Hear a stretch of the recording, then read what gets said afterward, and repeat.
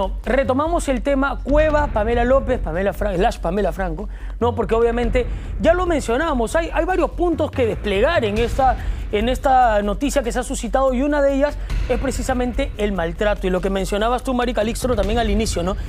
¿Por qué salen estas críticas de por qué aguantaste tanto, ¿no? ¿Qué pasó? ¿Por qué no lo denunciaste en su momento? Pero ¿realmente será tan fácil denunciar un tema así?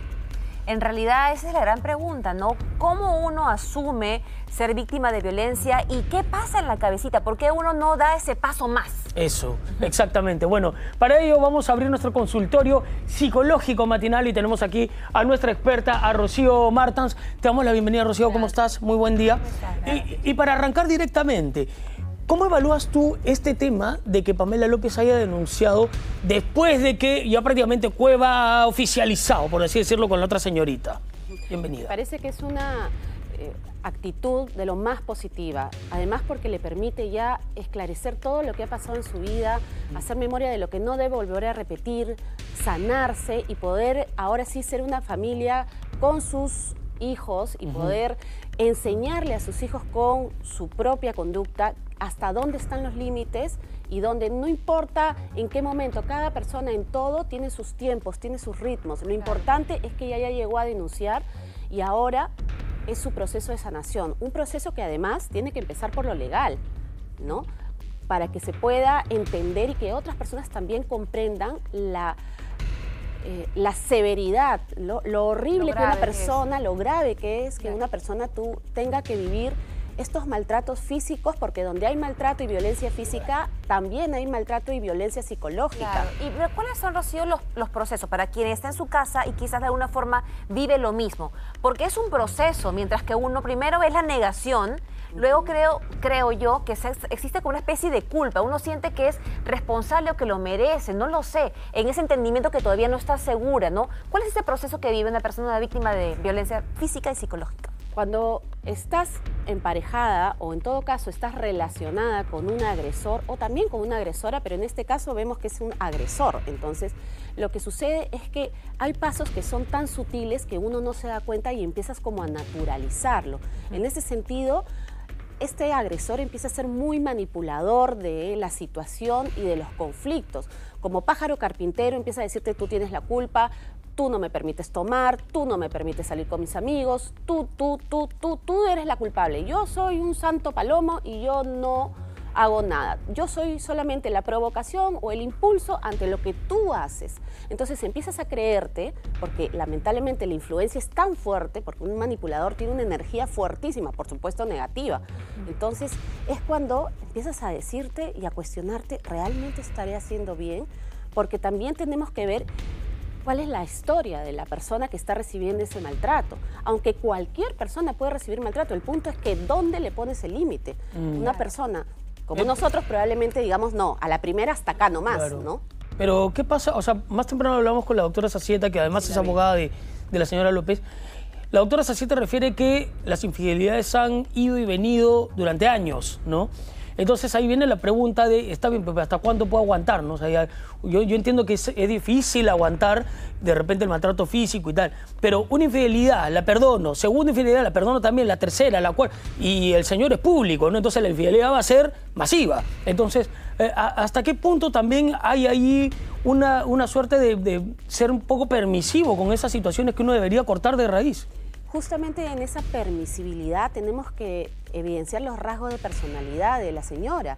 ¿Por qué con tanto ahínco, con tanta ferocidad defendía su matrimonio cuando era un matrimonio que evidentemente había violencia, había maltrato, había escasez afectiva? Entonces, es en ese sentido que uno se hace muchas preguntas, pero tendríamos que hablar directamente con la agraviada, con la víctima, que es la señora, para poder saber qué es parte de su historia personal, individual, y que es parte de su historia en pareja, que desafortunadamente pudo haber activado estos rasgos de personalidad o estos puntos de la memoria que no quiere seguir sintiéndose sola en la vida, ¿no? Claro, es un proceso definitivamente, ¿no? Y que cada uno es independiente, pero en este proceso se ven como que idas y vueltas. disculpo, me vuelven a hacer lo mismo, perdón. En el caso específico de acá hemos visto, por ejemplo, que se decidió continuar con la relación, fueron a una iglesia juntos o apareció Cueva como ella lo ha declarado, no lo sé, ¿no? Pero vamos a ese idas y vueltas hasta que llega un momento en que se cae el velo y dices, basta, no más. ¿Cómo llegas a ese momento? Cada persona tiene sus límites. Pareciera que en este caso el límite fue conjunto entre que la violencia física y psicológica ya fue desbordante y que el señor tomara la decisión de irse y de dejarla y de poner su comunicado y de ya pues ridiculizarla, porque eso fue lo que hizo a nivel nacional. Entonces, esta señora tuvo sus límites y esos fueron sus límites probablemente, ¿no? La doctora Zacieta, que además valoro mucho que haya tomado el caso porque es una mujer de temple, de fuerza, que toda la vida se ha dedicado a defender a las mujeres con mucha fuerza, ¿no? Entonces el punto es que ahora ya tenemos otro caso más. Acuérdense que también hubo en otro equipo de fútbol muy reconocido otro maltrato de otro jugador que sigue jugando, y acá también voy a hacer un paréntesis importante. ¿Cuál es la responsabilidad de los equipos de fútbol? También no pueden exonerarse de toda responsabilidad, ¿no? Si ves que tienes jugadores con un proceso incluso hasta mental, también es importante ayudarlo, o en todo caso dentro de su contrato puede ser que esta persona tenga supervisión psicológica y hasta psiquiátrica, porque si no puedes controlar tus impulsos, lo más probable es que tengas que recibir una evaluación psiquiátrica para ver si hay una ingesta de farmacología prudente hacia este tipo de eventos irritantes, ¿no? Rocío, pero sí, y llevando o cuidado. aterrizando, por ejemplo, el caso, porque ante la pregunta que te hice, tú me dices, claro, habría que saber las circunstancias de esta señora, ¿no? Cómo es su vida, la mentalidad que hay también detrás. Pero en todo caso, para aterrizarlo esto a algo utilitario, porque seguramente muchas personas que nos están viendo están ahora mismo pasando por algo así, por un tema de agresión física, de agresión psicológica, incluso también, o sea, no hay que invisibilizar de que puede ser también a la vuelta, ¿no? De que puede ser también de repente algún señor que sabe que le están sacando la vuelta sistemáticamente y que de repente tiene ahí una vergüenza o tal. Entonces, pero ¿cuál debería ser el límite, no? Porque yo creo que cuando hablas de límite, uno también tiene que priorizar su propia paz mental y su salud mental.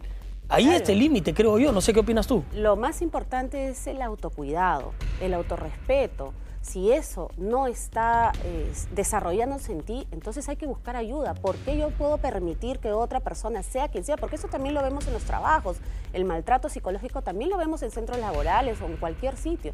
Entonces, si esto está sucediendo hoy en mi vida, independientemente de lo que haya pasado anteriormente, ahora tengo que tomar la decisión y buscar la ayuda necesaria. A veces, y desafortunadamente, las personas que están alrededor de nosotros no son personas objetivas. Ella ya lo dijo, buscaba a la familia de él, no la ayudaba, Claro, no cubría, imagínate. ¿no? Entonces, lo importante es entender que no es tu culpa.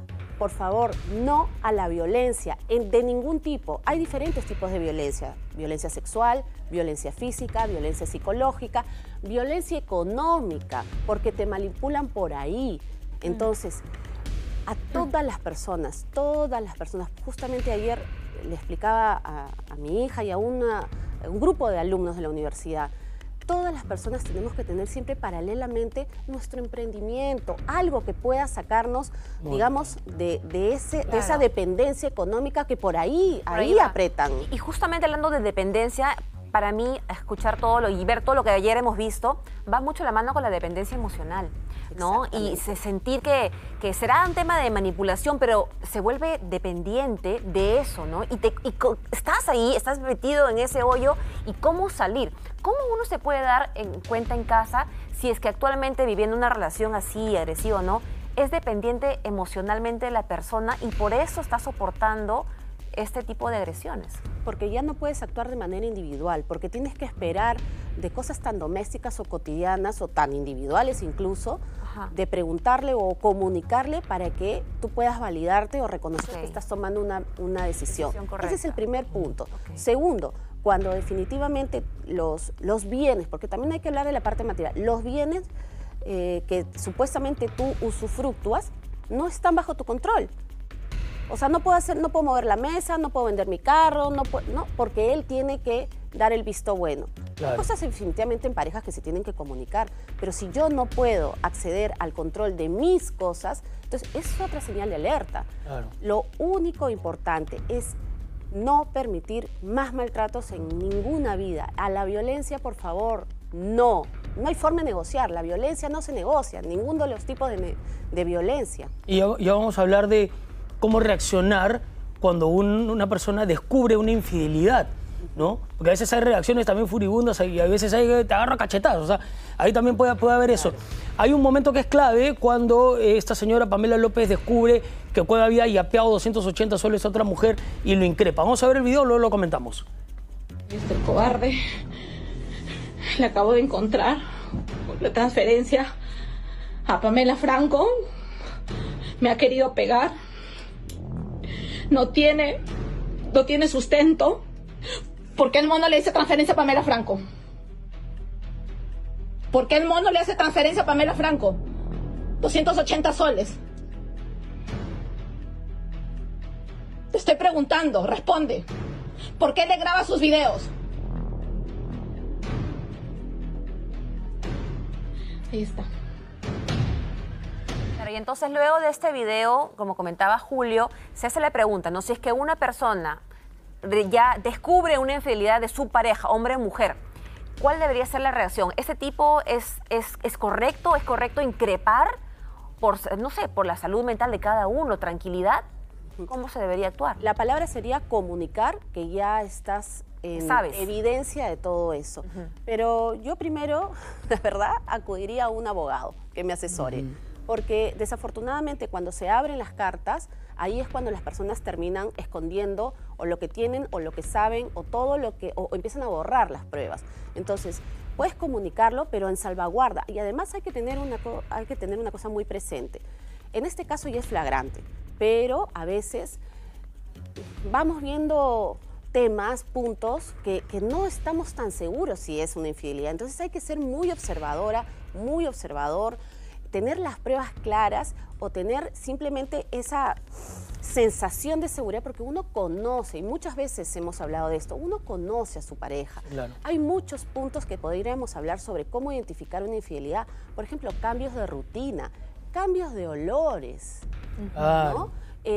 Cambios en la rutina, cambios de olores. Por ejemplo, está más irritado o más desconectado. Si antes del celular, digamos, era algo importante dentro de su vida, ahora es supremamente importante y se va escondiendo por todos los lugares. Además que corta la comunicación, siempre está a la defensiva y así un montón de factores que uno puede identificar que te lleva a saber exactamente que la persona, a veces, no tienes evidencias, pero no tienes ninguna inseguridad de que está haciendo eso, ¿no? O sea, estás totalmente convencida o convencida de que eso está pasando. No tengo pruebas, pero tampoco tengo dudas. Exactamente. Claro, porque se mete con el celular al baño, se encierra ahí, uno sospecha. Ahora, poniéndonos en la arena o en el terreno de la señora López, yo creo que es un poco comprensible también a veces el reclamo, ¿no? A veces una persona como ella, de repente víctima de la desesperación porque ha descubierto algo, igual lo increpa, ¿no? O sea, es un poco como cuando, por ejemplo, hay algún caso policial